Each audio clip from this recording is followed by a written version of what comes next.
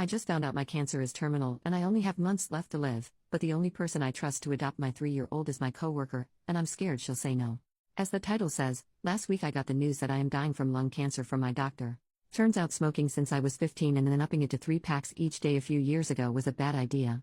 Stupid, I know. I thought it wouldn't come so soon though. It's stage 4 and as of now I have months to live. Please don't feel bad for me. I've done nothing good in life, except have my daughter, to really be sad about losing me. I have no family because I grew up in the foster system and aged out at 18. My daughter's father is in prison for serious crimes that even if he got out he wouldn't be allowed to be in her life. My daughter is only 3. We don't live in a good area, and when I go to work I have to leave her with an elderly neighbor that always gets her name wrong every day. I don't want her to grow up like I did in that foster care system. I feel like it's the reason why I messed up and did nothing good with my life. Yeah, I know it's not the only reason and my own stupidity caused most of my issues, but if I just had some family or a support system to keep me in check it could have been better. I just want to give her some chance to have a better shot than I did. The thing is I do have an idea for who could take care of her. One of my closest friends is a coworker at my job, and she's amazing. While I'm at the bottom of the job, like if they need to lay off people I would definitely be the first to go, she's their prized worker and makes serious bank. She has a good husband and a kid. I want to ask her if she would be okay with adopting my little girl once I'm gone. But I know it won't go well. The thing is, my coworker and her family are black, and me and my daughter are white. Like we both have blue eyes and can't tan white.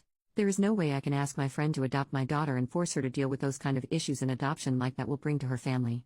But then that just leaves my little girl to grow up like I did, in a shitty system with only a will of about $1,000 to help her, and a necklace my mother had that I'm going to give her. I don't know if I should bite the bullet and ask my close friend if she is willing to take my daughter, or just suck it up and try to work as hard as I can to get as much money into my will for my girl. But either way, I failed as a mother. And that is a regret I am literally taking to my grave. Edit. Okay, I reached out to her and we were able to set up a place to meet. It's some simple cheap bakery you can eat inside. I'm going to ask her if she can adopt my daughter. That way if she says no I can have more time to go to an adoption agency near us. Thank you for the support everyone. Update, just over 2 weeks later. Alright, I'm back now. A day after my post I was able to meet up with my friend/coworker. And after telling her about my diagnosis, which is something I haven't told anyone at work, I asked her if she was willing to adopt my little girl. She was shocked and tried to comfort me about my upcoming death, but she told me she couldn't give me her answer right then and there. Turns out, she does want a daughter, but something happened in her second pregnancy and caused her issues I don't feel right sharing. So she does want to consider adopting, but she first needed to talk to her husband and talk about planning if he agrees. I understood since it was a big change in their family. I said okay, and after we ate she gave me a hug and told me she will miss me.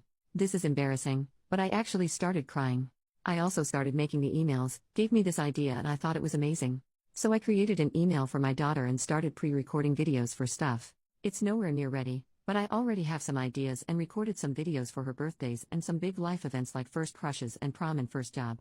Sad to say, but I realized planning it that most of the videos will be don't do what I did. My friend reached out to me a few days ago and said that after having a long talk with her husband, they both are considering it. Apparently they do this thing where after talking about a huge change in their lives they'll come to something to agree on and then wait for a while, and if they're still on the same page then it sounds like a good idea. She did tell me that it wasn't a yes though, there are some issues they want to fix first. She said that while they both really like the idea, they barely know anything about my little girl. Her husband and 6-year-old son haven't even seen her, and while she has seen and heard about her, it's for me. So she told me about a plan they came up with. For the rest of this month I'm going to have to get up 2 hours earlier than normal to drop off my daughter at their house so her husband can watch over her as he works at home. Then I'll go to work with my coworker. This way her husband and son can get to know her. She also said she wants us to celebrate Christmas with them, so that's something to look forward to in the future. I've already done it yesterday, and when I went to go pick up my little girl she was the happiest I've ever seen her in a long time. My friend's husband said that they went off on the wrong foot in the start. He said she was really scared sometimes and didn't want to play with their son yet, but since it was their first day he thinks she'll get better. We did it again today and he said she mostly watched their son play, but it was already better than yesterday. So that's what's happening right now. I'm scared this will be for nothing, but at the very least now my daughter is getting better at their house for now.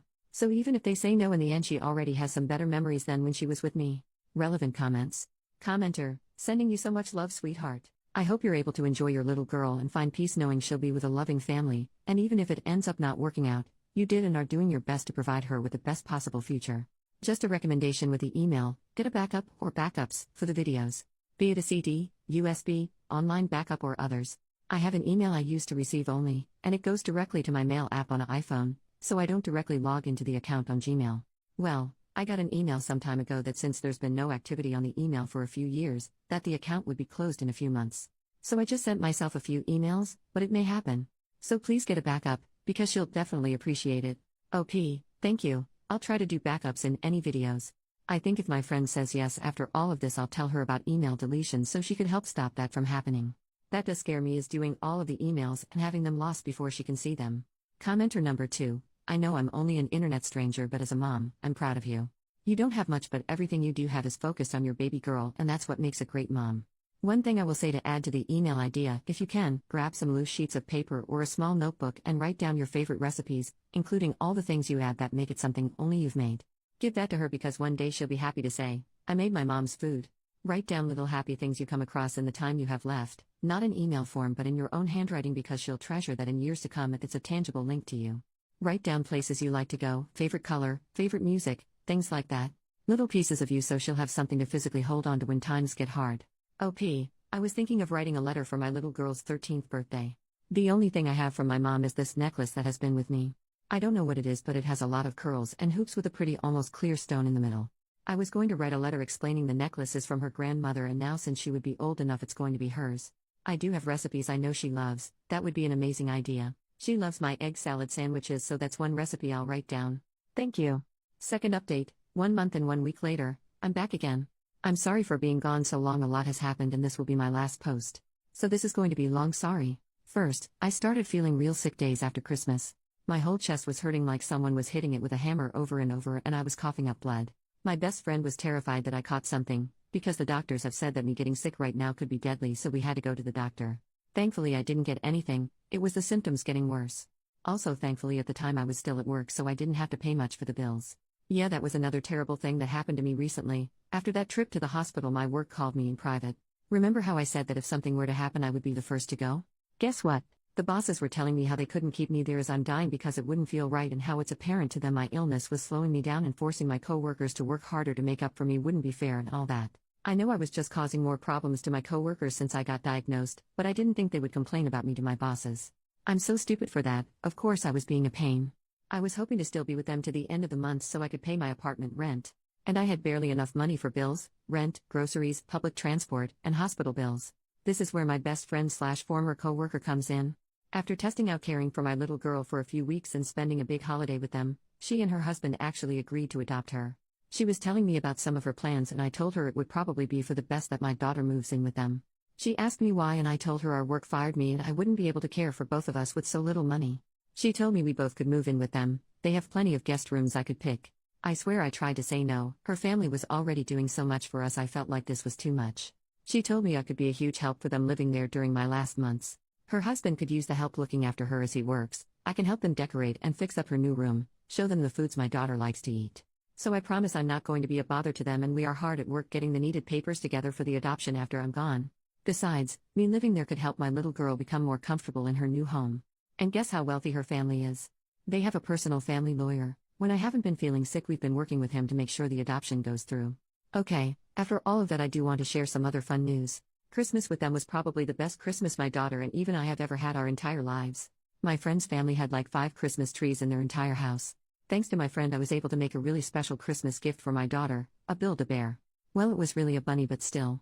I made a voice recording telling her how much I love and will always try to keep her safe. And my friend knows about the emails. I'm almost done with them actually, just a few more left. I gave her the password to both the email and this Reddit account so once I pass she could delete this one. Sorry, but I've been getting so many messages, I don't want people to message me when I'm gone. And about the messages, I've gotten a lot since I updated. Apparently my story was shared on TikTok. That's cool. It's weird I've gotten so many people reaching out to me and messaging me wanting to talk. I've never had that happen in my life. It's funny how it happens once I'm dying. Tons are saying how if my friend said no they would love to adopt my little girl. Thank you, but thankfully my friend did say yes. But if you still want to adopt, please reach out to a foster care system in your state. There are still children struggling in the system going through what I did. Give those kids the life I could never have. I've also had some saying how they would love to pay me money to help. Please don't bother. Sorry, but it feels weird accepting money. My whole life I've worked for everything I've had, so it feels wrong accepting money and help from strangers just because I'm dying. I do want to address a few messages I've gotten about race.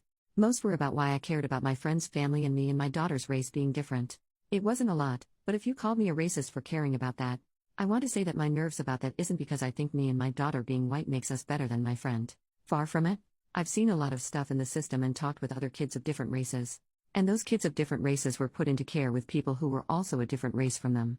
They would tell me the problems they faced from the parents, not that I'm scared my friend will do that, but also from the outside world. Being called names and insulted, one kid told me how she got screamed at by some older lady at a restaurant and the parents did try to get involved and it got into a nasty fight. So yeah, I was scared her family and my daughter would face the same bigotry the foster kids I knew from before faced.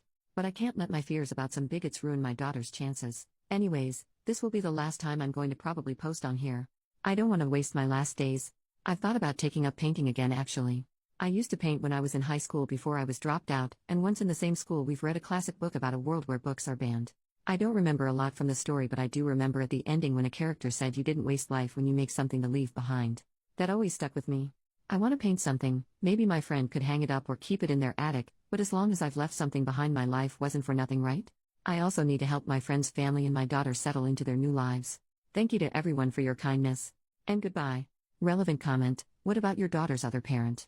Grandparents? I'm sorry this is happening, but please consider family first. OP, her father is in prison for hopefully a very long time because he did a crime involving children, so even if he got out he would not be allowed around her. Not like I would want him to. And my parents are dead. Update, 6 months later, she's resting now. I've wrote and deleted this post so many times. She asked me to update for all of you when she passed and yet I couldn't until now, and for that I'm sorry. We buried her 2 weeks ago. My co-workers, our family, and even some friends she made over her life that she managed to keep in touch showed up to her funeral. When she saw the prices of what a casket and plot of land in the cemetery would cost, she had a panic attack, and so we told her we'll go with the cheapest prices. We lied about that. She deserved a good funeral and a nice resting place. Her name was Michelle. She was put into the foster care system when she was 3 after her mother passed in a car accident. She never knew her father. When she was 16, the man who was supposed to be caring for her took her out of high school. She found out she was pregnant from him when she was 18, and it was discovered he had horrible images and videos of children on his computer, and so was arrested. Ever since, she was working and doing her damn best to make ends meet for her and her daughter. She got a job at our workplace just a few weeks after she turned 19. I only discovered just a few months ago she actually lied to get the job. I asked Michelle why she did that and she responded, "Why would it be a big deal? They taught me everything anyways." That's the Michelle I knew. It shocks me reading over her messages she left behind. How little she thought of herself. She was always so confident, at least how we all saw her. She walked head held high and with a purpose. She never appeared out of control of a situation, except for the past few months, and honestly I believe she was allowed to have moments of panic and grief. Nothing went past her too. She seemed to know everything that was going on around her at all times. It also seemed like Michelle wasn't afraid of anything. She even made friends with some homeless people around the area she lived in before moving in with us. One of them was Ted, who she knew because he was around a gas station beside the bus stop. Before her cancer took a turn for the worst and she was taken to a hospital, she asked me to drive her there. I thought at the time she wanted to see some familiar sights. But instead she walked into the gas station, bought a sandwich, and then walked around the side and handed it to who I learned was Ted. Ted showed up to her funeral. I don't want to describe her last few weeks when she was alive. It was in the hospital and she was so weak and frail. Just not like her. We visited her as much as we could. Our children hated seeing her in such a state though. All of us did, but we couldn't just ignore her and leave her behind. I wonder if it was the right thing to do though. Our last visit I just had a feeling it was the end. She was asleep when she finally passed on. She had gladiolus and poppies at her funeral. We all loved the meaning behind the gladioli flower, and she picked poppies because she loved calling our daughter her little poppy. We painted little poppies on her bedroom walls. She keeps asking us where her mother is. And always sleeps with the bunny Build-A-Bear Michelle made. Michelle never got to finish her painting, but I think that makes it more special. We're gonna hang it up in our daughter's room when she gets older. The emails are finished, and she's going to see her first one on her 4th birthday. We have all the letters and recipes she was able to write down tucked away in a safe location. Like the painting, we'll give them to her as she grows older. We also were able to apply our daughter for full Social Security survivors benefits, and we'll be putting those into a savings account for future college or life use. That's all I can think of right now. According to Michelle's wishes, I'll be deleting this account in a few weeks. My husband and I promise we'll raise our daughter to the very best we can and make sure she is as loved as Michelle loved her. Thank you all for your kind words and support. Final update: Michelle's account has been deleted.